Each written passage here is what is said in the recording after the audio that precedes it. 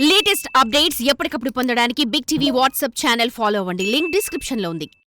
ఒకవేళ ఈ కేసు ఒకవేళ సివియారిటీ ఉన్నా కూడా FBI ఇప్పుడు దర్యాప్తు చేస్తున్న ఈ కేసు తేలాల్సింది ఏంటంటే ఈ సెకీతోటి ఒప్పందం అది ఒక పెద్ద ఇష్యూ కాదండి.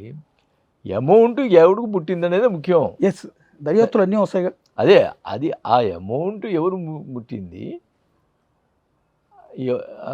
ఒకవేళ మీరు వేరే వాళ్ళకి ఈమెను అట్లా ముట్టించినా అది బయటకు వస్తే నేను కూడా కోరుకుంటున్నా. ఎందుకంటే ఇప్పుడు యాజ్ ఏ కన్సర్న్ మినిస్టర్ ఈ దర్యాప్తు సంస్థ క్లియర్గా ఎవరికి ముడుగు ఇచ్చింది అనేది తేలకపోతే నాకు గిల్టీగానే ఉంటుంది. ఎస్ అది తేలాల. అది క్లియర్గా హూ ఈజ్ దట్ కల్ప్రిట్ అనేది తేలాల. ఈవెన్ FBI వచ్చినా మీరు విచారణకు సహకరిస్తారా? మిమ్మల్ని క్వశ్చన్ చేయడానికి కూడా రావచ్చు. డెఫినెట్గా అసలు నాకు దీని 100%గా అంటే బేసిక్గా మిగిలిన 4 రాష్ట్రాల కంటే కూడా అతి ఎక్కువ అమౌంట్ 1750 కోట్లు అంటే మామూలు విషయం కాదండి. ప్రజాధనాన్ని ఎక్కువ రేటు పెట్టి విద్యుత్ కొనుగోలు చేయాల్సినంత నెసెసిటీ ఆ రోజు ఉందనిపించింది అసలు మీకు?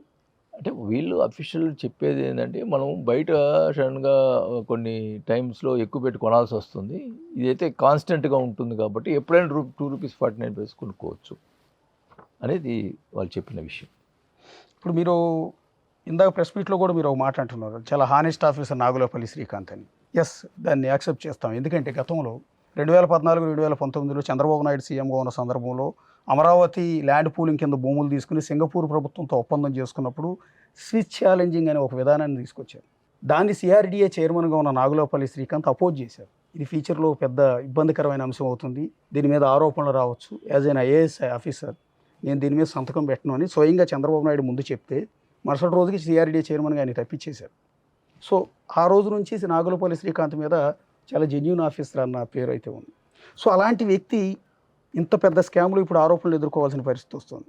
ఎందుకు ఆయన తప్ప, లేకపోతే ఆ రోజు ఉన్న ప్రభుత్వం తప్ప? కర్మ. ఆయన నేను కూడా అనుకుంటాం ఏంటంటే ఆయన కూడా ఏంటంటే సెకీతోటి ఒప్పందం కాబట్టి ఇది ఏం పెద్ద ప్రాబ్లం ఉండదు, సెంట్రల్ గవర్నమెంట్ సంస్థ మరి దాంతో ఒప్పందం కాబట్టి ఇది మనకేం ప్రాబ్లం ఉండదని అనుకుంటాడని నేను అనుకుంటున్నాను. బాలినేని శ్రీనివాసరెడ్డి గారు, విద్యుత్ శాఖ అనేది చాలా కీలకం. అలాంటి మీతో జగన్ గారు ఎప్పుడు ఏది డిస్కస్ చేయలేదా? ఏ వ్యవహారాలకు సంబంధించి కూడా? అంటే ఎప్పుడైనా రివ్యూస్ పెట్టేవాళ్ళు, ఆ రివ్యూస్లో నేను పోయేవాడిని, మళ్ళీ జనరల్ ఆఫీషియల్లో రివ్యూస్ పోయేవాడిని. దీని సెకీలు అంటే దీనికి సంబంధించి ఈ ఒప్పందాలకు సంబంధించి బట్టి నాతో ఎప్పుడు డిస్కషన్ ఉండదు. అంటే మీతోనైనా ఏ మంత్రులతో కూడా ఆయన జగన్ గారు డిస్కస్ చేయరండి?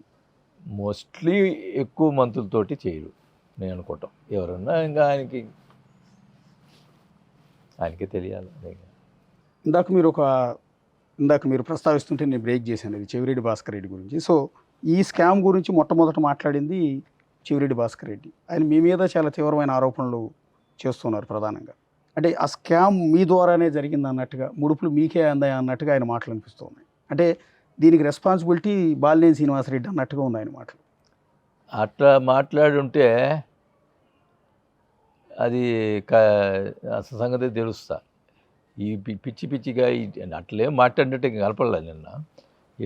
అట్లా మాట్లాడితే మట్టుకి డైరెక్ట్గా వాళ్ళ ఇంటికే పోయి కూర్చుంటా.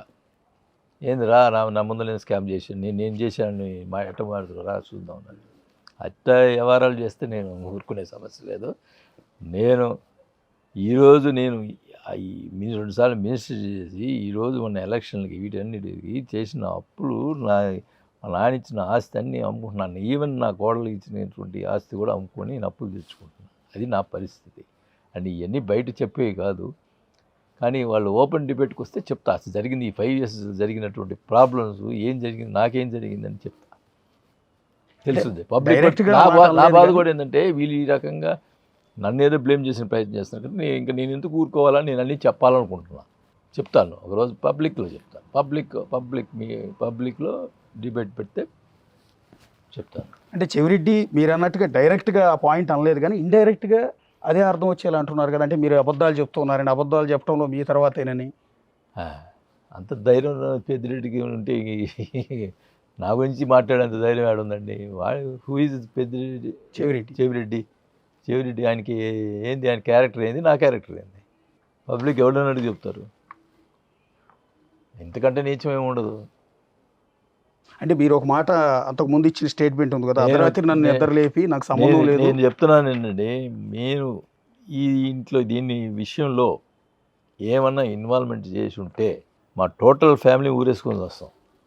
టోటల్ ఫ్యామిలీ ఈ విషయంలో ఏమైనా ఒక్క సింగిల్ ఎన్పీ మేము టచ్ చేసి ఉంటే total family will make suicide. ప్రజల్ని మోసం చేసి అన్యాయం చేసి ఈ రకంగా సంపాదించుకొని ఇది నా దగ్గర లేదు. ఇది మటుకు చెప్తున్నాను, మీ ముందర చెప్తున్నాను, ఓపెన్గా చెప్తున్నాను. ఈ స్కామ్ విషయంలో ఏమన్నా నాది చిన్న ఇది ఉన్నా టోటల్ ఫ్యామిలీ అది. ఇంకోటి కూడా ఏదో అంటున్నారు, ఏదో ఒక ఎమ్మెల్సీ పోస్ట్ కోసం మీరు చంద్రబాబుని ఏదో ప్రభావితం చేస్తున్నారు, చంద్రబాబు మెప్పు కోసం. ఒకటండి మీరు చెప్పేది. మీరు ఇప్పుడు ఇట్లా అడుగుతున్నారు, అడిగినప్పుడు నేను చెప్పాలా, సమాధానం చెప్పాలనా లేదా, యాజ్ ఎ కన్సర్న్ మినిస్టర్ నేను చెప్పాలనా లేదా, అట్లా ఈటీవీ వాళ్ళు అడిగారు. ఓకే, నేనేం ప్రెస్ మీట్ పెట్టలే. అవును, ఇప్పుడు కూడా మేము వచ్చి అడిగాము. ఈటీవీ వాళ్ళు అడిగారు, సార్ 1750 మీరు కన్సర్న్ మినిస్టర్ కదా, మీకు తెలియకుండా జరిగిద్దా మీ అదేని అడిగారు. నిజం చెప్పాలి కదా. అది చెప్పడం అది చంద్రబాబు గారికి, పవన్ కళ్యాణ్ గారికి అంటే అది చెప్తే దానివల్ల అంటే నాది నేను డిఫెండ్ కూడా చేసుకోకూడదా? యాజ్ ఎ కన్సర్న్ మినిస్టర్ నాకు ఈ విషయం తెలియదు, నాకేం లేదు, ఆ ప్రభావం నా మీద పడుతుంది కాబట్టి నేను చెప్పుకోవాల్సిన అవసరం కూడా లేదా? ఎస్, నేనే ప్రెస్ మీట్ పెట్టి జగన్ ఇటు చేశాడు, 1550 కోట్లు జగనే తీసుకున్నాడు అని చెప్పుంటే మీరు రియాక్ట్ కావాలా. మీరు వచ్చి నన్ను అడిగారు యాజ్ కన్సర్న్ మినిస్టర్, అయ్యా నాకు తెలియదు అయ్యా, ఒప్పందం తెలియదు, ఏమి తెలియదు, నాకేం తెలియదు అని చెప్పడం తప్ప దాన్ని నేను అది చెప్పానా ఇంకేమైనా చెప్పానా? మీరు చూశారు కదా ఈటీవీ, అది చెప్పానా ఇంకేమైనా చెప్పానా? నేను వాళ్ళు 1550 కోట్లు జగన్కి చేరినాయి అంటే చేరినాయో లేదో మీరు ఎట్ట చెప్తారని కూడా అడిగా.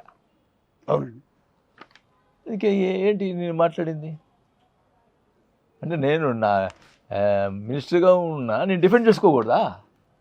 నువ్వెందుకు మీరు భుజాలు తొలుకుంటున్నారు? మీరు భుజాలు ఎందుకు తొలుకుంటున్నారండి?